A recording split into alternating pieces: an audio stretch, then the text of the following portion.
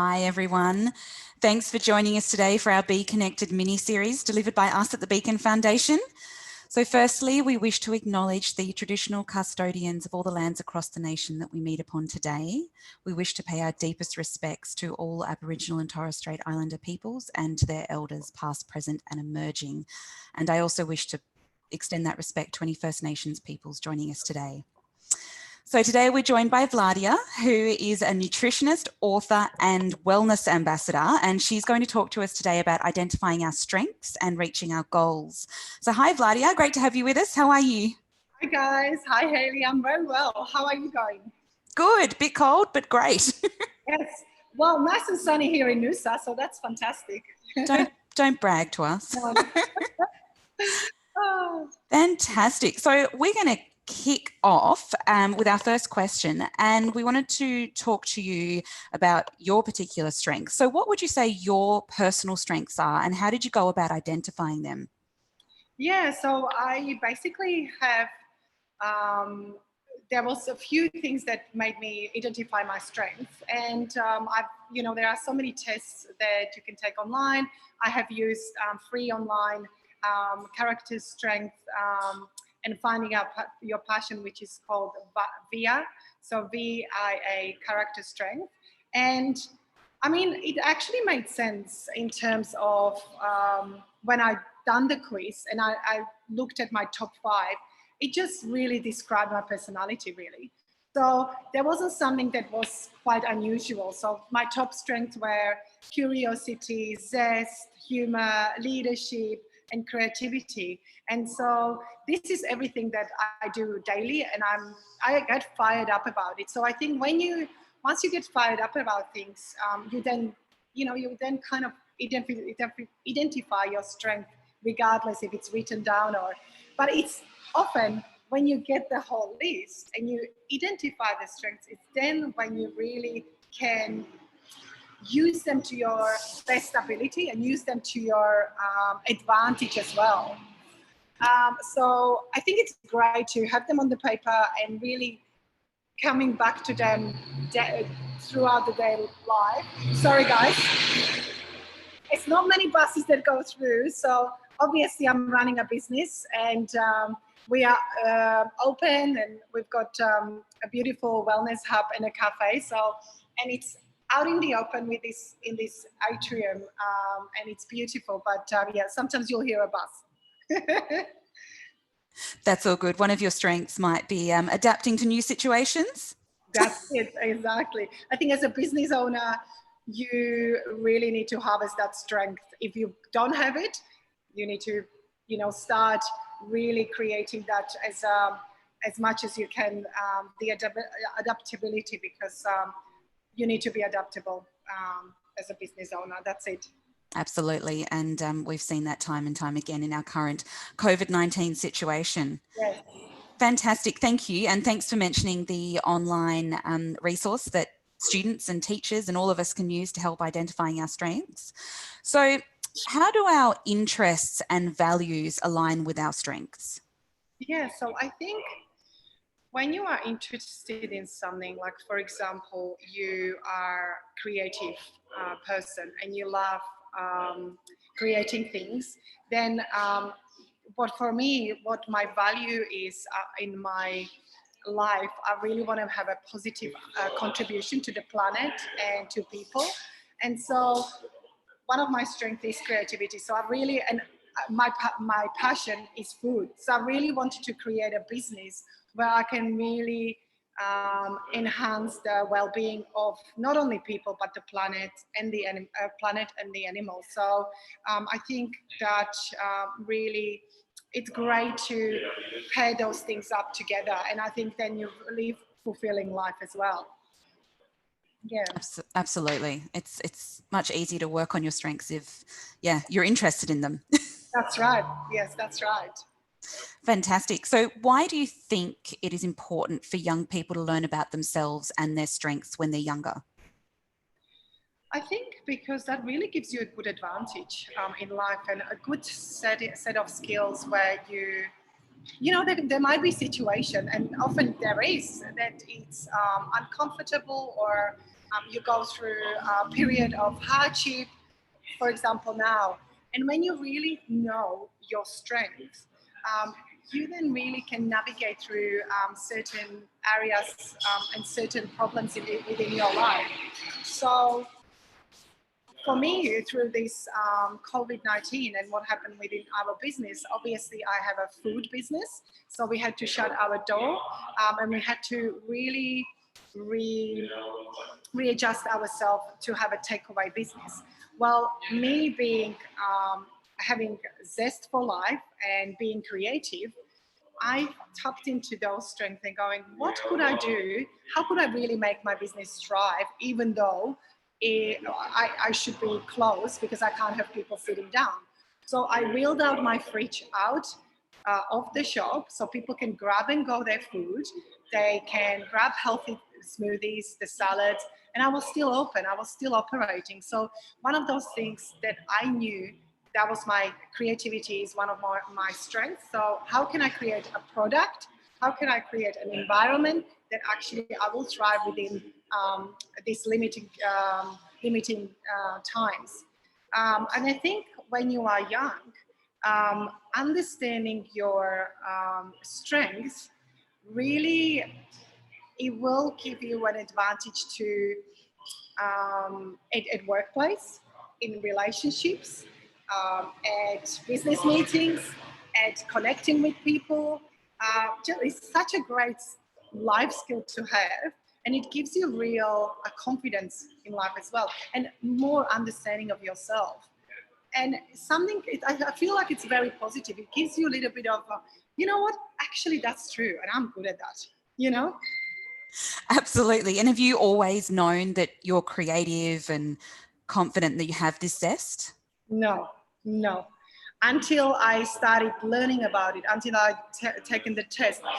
Like I said, I've known that I like to do things because I like to bake and create delicious recipes, and I have created for many, many years, for 20 years to be exact. Actually, since I was born with my grandma, she taught me how to cook, and she had a schnitzel house. My dad had 3 restaurants. So always knew I loved to be creative, but didn't think there was a word for it, or didn't know that's actually called leadership, that I am not being bossy, but I am the leader and people really wanted to follow me within the group. I was always the one who led the group. And that's called leadership. And that means you would be a great manager and you would be a great business owner. And, there's so many different aspects where you can take your strength into workforce. So, yes. Absolutely. So you mentioned there that you like cooking and developing recipes. So for this next question, there might be a little something behind you that you can maybe show us. So how have you used your strengths to help you reach your goals? So this is my cookbook, guys, and this is a published cookbook with one of the biggest publishers in Australia. It's been published in UK, New Zealand, Australia, and then I got to ask to be translated in my own language because I come from Slovakia. So it's been one of those goals that I wanted to set, that I have set for myself for a long time. And it didn't come, it came after many, many years, but it came through really doing things every single day. So through really making sure that I live my passion and I also set myself goals. So this wasn't the first book that I've published. This is a proper published book, but I've self-published few books, and they were small. They were, when you would see them, they're really done on a budget. I've done them at home, and they were really very basic. From a design point of view, they were quite, outdated, but I got noticed because of that. So it really got me there where I wanted to go, I wanted to achieve my goal. So the first thing, I started creating recipes, even at home, even if it was just one thing, like, you know, making an avocado cacao mousse or making a little cake, or playing with spices, playing with sauces, and whole foods, being excited about whole foods. I mean, coming to Australia, this was the first time when 21 years ago, I arrived to Australia, and first time I saw avocado in my whole life, and first time I saw mango. Because we are so lucky to have such a beautiful whole foods in our country. Absolutely beautiful, and the range, like the colors, it's incredible. So got excited about that, and I started creating recipes, within the work where I was working in a small juice bar, and then printed out a little cookbook, just 10 pages, then did another one that was better than the previous one, then did another one. And you know, the first one, I had a huge mistake in a recipe, where I put, instead of 5 tablespoons, I put 5 cups, which did not make sense, and it really destroyed the recipe. I got lots of feedback and saying, oh, we're disappointed. That really taught me. So one of those things that, yes, you will fail, yes, you'll make mistakes, but don't worry about it. Dust yourself off, get back up, and think about your end goal. What do you really want to achieve? And this is one of those things that I really wanted to achieve, and I've got a proper book. It's amazing. That's fantastic. I think that's really important advice, is to just be able to get back up and dust yourself off and make sure that you learn from the mistakes that you made. That's right. And do you have a recipe in there that you could give us a little peek at? Yes. This is, speaking of, good foods, this is called a salted almond butter smoothie. Can you see that?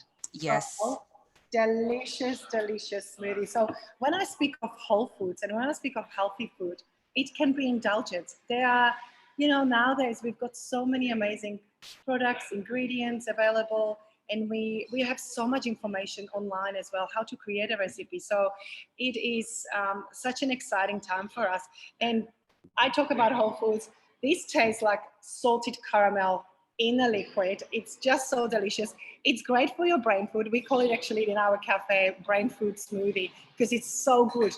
And when you are, in lockdown, doing your work, uni, school, projects, you need to really feed your brain. And feeding brain is with good fats, good whole foods. That's what we'll get you through. We'll give you that energy, also the clarity, and also that zest for learning more. That's my favorite. Absolutely. Thank you so much for sharing that. I'm off to buy a book and make that smoothie. So we've reached the last question for our session today, actually. Okay. And this one's really about, it's for the students. So what advice do you have for students watching today who might feel a little unsure about their future career? What steps could they take now to help identify those strengths and move forward? I think the steps to take to move forward is really tap into your passion. What do you like doing on your free time? What are you interested in? Even if you don't know what you want to do in life, I think how amazing it is to live and work for your passion. You don't really feel like going to work. It is work, because I come here every single day and I just love what I do, and it really translates, and that makes you successful. So I think tapping into your passion, understanding your strengths, understanding your personality, understanding what you are interested in. So when you come home, think of different ways of how you can tap into what you are interested in. It could be shooting a movies, it could be taking videos, it could be something like writing things down, journaling. And that could take you through to creating content, that could take you through to journalism. You just start with basic. We don't need to go, this is what I want to be. I think starting with basics and really understanding what ticks your box, what gets you excited, and starting there, and then every day enhancing on that and learning more, researching more. And how can I be part of it? Maybe volunteering at a group where you could really enhance that and see, actually, is this for me? Oh yes, I love it. And volunteering, asking people and business owners, actually, I want to help. Can I be part of this? every one of us want to have somebody who is passionate. Like I want to surround myself with passionate people. And I think it's fantastic when people really live their passion. It just speaks through. So also really seeing life as a whole and understanding that it's not just about ticking all the goals. It's also about the whole holistic lifestyle. So how can we unwind? Where can we do a bit of relaxation, meditation? And meditation, I don't know, it doesn't have to be necessarily in the corner going namaste. It could be going for a surf. It could be going through national park walk. It could be, you know, drawing. It could be anything that you really feel. It could be watching a movie. That type of meditation, really understanding yourself and your strength and your passion, and really taking all that rounded whole circle, relationship, downtime, goal setting. I think you really need to have discipline every single day, doing something that will better and will bring you closer to your goal, identifying that big goal and then breaking it down a little bit and taking small steps at the time. And it's not going to be perfect. Sometimes it's not going to look pretty, but really seeing that and have that in your head, the back of your head, what your goal is, you'll get there. Absolutely. Fantastic advice. Thank you so much, Vladia. That is all we have time for today, but thank you for joining us and giving up your time and sharing that delicious recipe. And it's been fantastic to have everyone here who's tuned in today. So thank you. And if anyone wants to rewatch any of our sessions, they will be available on our YouTube channel for the duration of term 2. And you can check out our full mini-series schedule in the description below this video. And also make sure that you subscribe to our YouTube channel so that you don't miss a session. And also make sure that you check out our other online programs via our website. We have our regularly scheduled industry live events throughout the year.